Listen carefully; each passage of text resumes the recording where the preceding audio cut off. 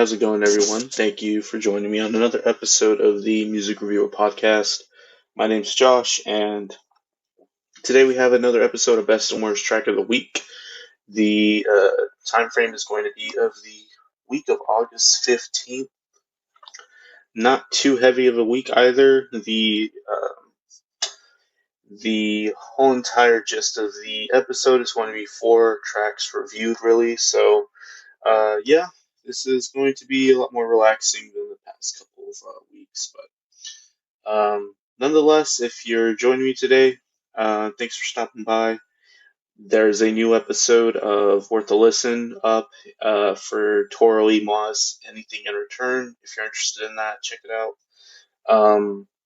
But yeah, not too much else to say. Let's go ahead and get started. And just as a note, there's also a album review of the new Nick Hexum and George Clanton, or actually reverse George Clanton and Nick Hexum self-titled album. If you're interested in something more on the indie synth pop chillwave type of scene with an interesting combo, go ahead and check that review out too. But nonetheless, let's get into Best and Worst Track of the Week. Week of August 15th. If this is your first day joining me on Best and Worst Track of the Week, all I do is take the new entries into the Billboard Hot 100, take a best track and take a worst track of that, give the rest of them a letter grade. And just some notes on this week.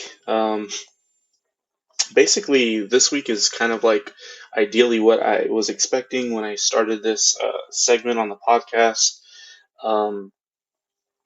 There's really nothing abnormal. Everything that came in this week was something that was quite, I guess, for lack of a better word, believable.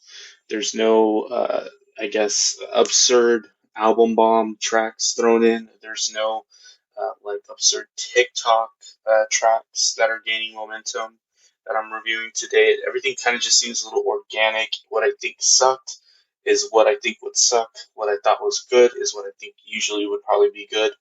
And just some quick notes. There's actually a new number one on the Billboard Hot 100 right now. It's Harry Styles, Watermelon Sugar.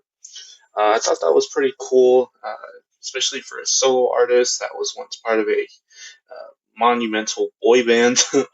Is doing well on his own. So congrats to Harry.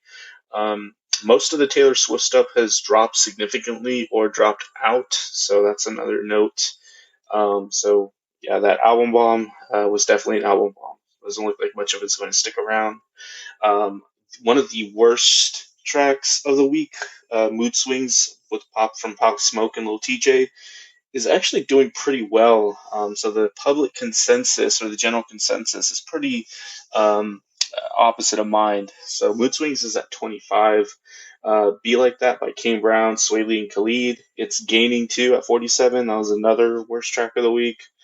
Dia by J Balvin and Bad Bunny, Dua Lipa. That track, best track of the week last week, went down a bit to 68. Hopefully that doesn't drop out too quickly. Um, Bang by AJR is still kind of going up.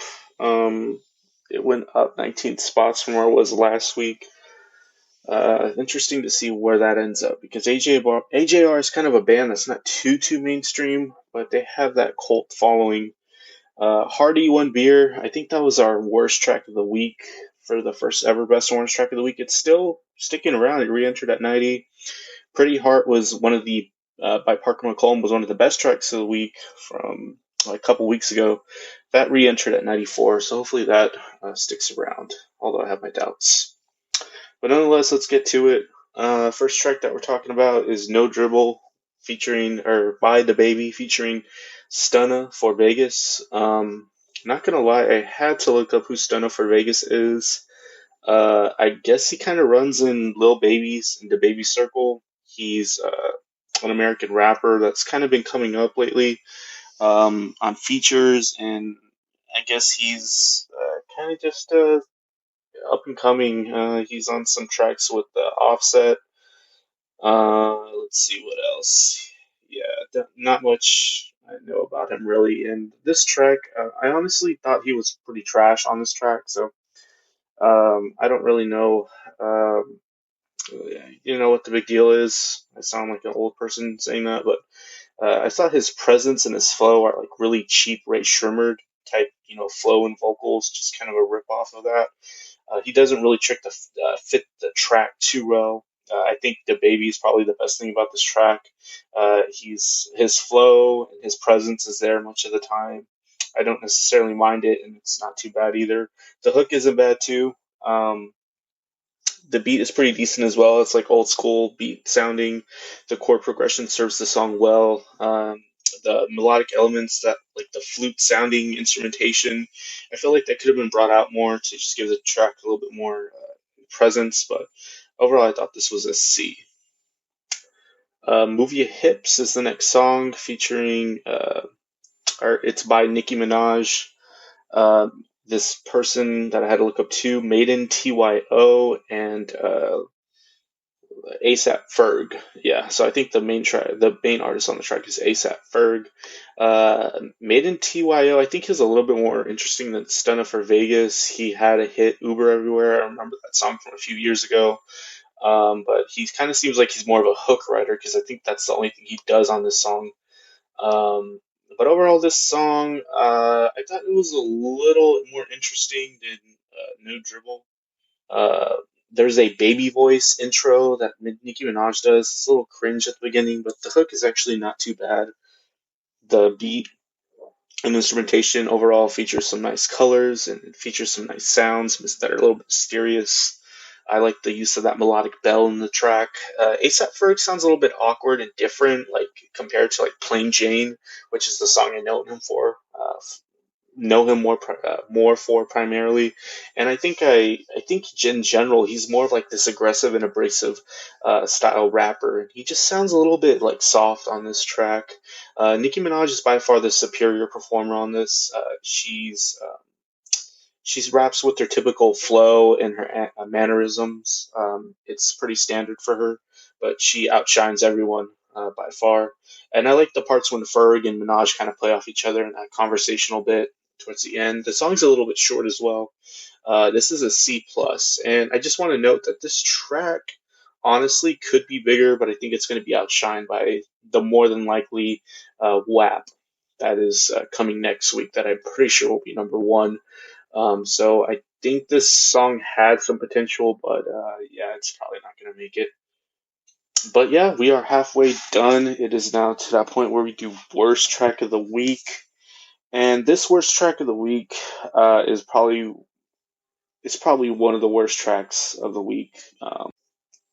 I think I even hate it more than last week's worst track of the week, which was Epiphany by Taylor Swift. And yeah, this track is. I probably should go to bed. I should probably go to bed by Dan and Shay. Dan and Shay is I think they're technically classified as a country duo, although I'd say in recent years they probably developed more to like a pop country or just plain pop group. A group that has most definitely sold out from any merit they had at the beginning of their careers. Now, I don't really remember, or I can't even really think of a single or performance that really ever stuck with me by them. I think I've always really just had some sort of disdain for them, mainly because their gimmick, which is Shay or Dan. Fuck, I don't know which one's which. One of them has long hair and is more quiet and mysterious and plays guitar. And you can never really hear him either in the tracks for the most part. He's always just playing second fiddle in terms of like vocals.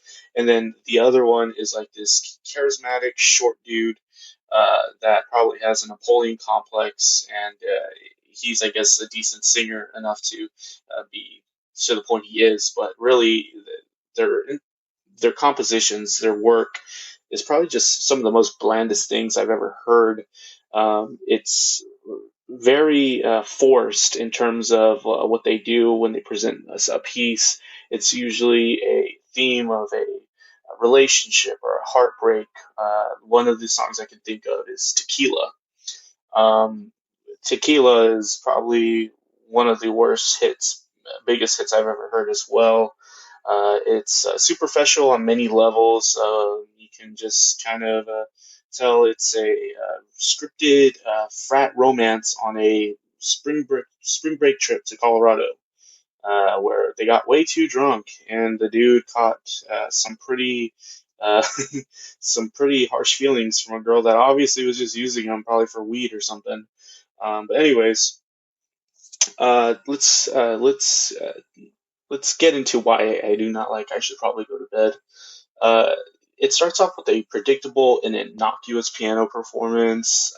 It's very glossy in the vocals, almost synthetic sounding and unnatural at times. So the vocal processing and the production, it sounds too perfect, and there's hardly no emotion in these vocals. Even though you can hear them trying, it just sounds like a robot. It has taken over the performance, and it just sounds terrible. There's some corny arrivals when we get into the chorus. There's a weak sounding production overall as well. Uh, it's rather uninteresting with the textures that are actually brought out, with the bland piano underneath the vocals, and then nothing really else happening into the bridge. With the bridges, sounds like the most lazy put together thing I've ever really heard on one of their tracks. It sounds like they're aiming for a modern. The whole entire track, it sounds like they're aiming for a modern take on like Rascal Flatts, their sanitary pop country style from the 2000s, and just kind of piggybacking off of that and hoping no one notices. The bridge, I'll get. I was going to get into it. Sounds like a basically like they copied AJR's style, like a bridge breakdown that AJR uses with all these production gimmicks and these, you know, the these big moments that are too forced, and it just kind of doesn't fit the rest of the track either. It kind of sounds like the level of dramatic, the level of drama that you would get from a pitch perfect performance from those movies. Very forced in the personality. Overall, it's ungenuine. I just don't see why people are, and I feel like this is going to be a hit. Like I already know, like it's this is going to catch traction.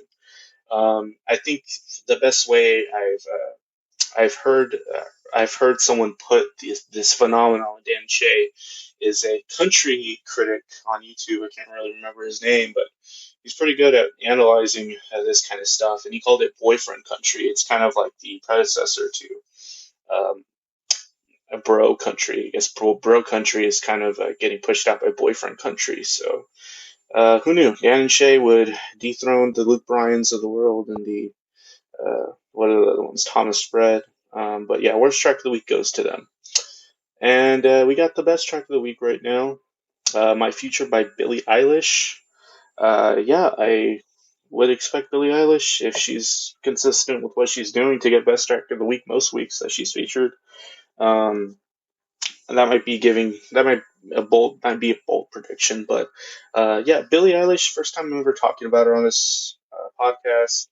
Um, I know I listened to her debut album. I thought it was decent. I know it got some pretty good critical acclaim. Overall, I do like her aesthetic and her take on being a pop star and kind of being like this, unique. I'm not like most other girls type thing, but I feel like it's somewhat genuine. The track though, it starts off with this very low key, old school static effect in the background that kind of just coats the track. I like the light keyboard tones that accompany Eilish. Vocals are pretty. They're sensitive. When you can hear the tricks that she was going for to make this performance really stick out. I like the filled out low end that supports everything. That kind of just doesn't get in the way, but it's very tasteful. Um, there's a change of character in the track midway where it gets a little bit funky with the funky guitar riff and some drums that come in. I think there's even like a groovy bass line thrown in. And then there's like a muted guitar riff that kind of just textures the rest of everything. The track overall has like a subdued nature. And the overall mood of the track, I like it. I feel like this is a nice aesthetic for Eilish to go with. I don't know if this is just an offshoot track or this was something that was not supposed to be released, or if she's even going to put out an album anytime soon. She seems like she might be one of those artists that waits a long time between releases. But yeah, we are to the end. Best track of the week goes to My Future by Billie Eilish. And if you stick around, thank you. My name's Josh. And thank you for listening to this episode of Best and Worst Track of the Week. Stick around, I'll be reviewing some more music for you guys. See ya.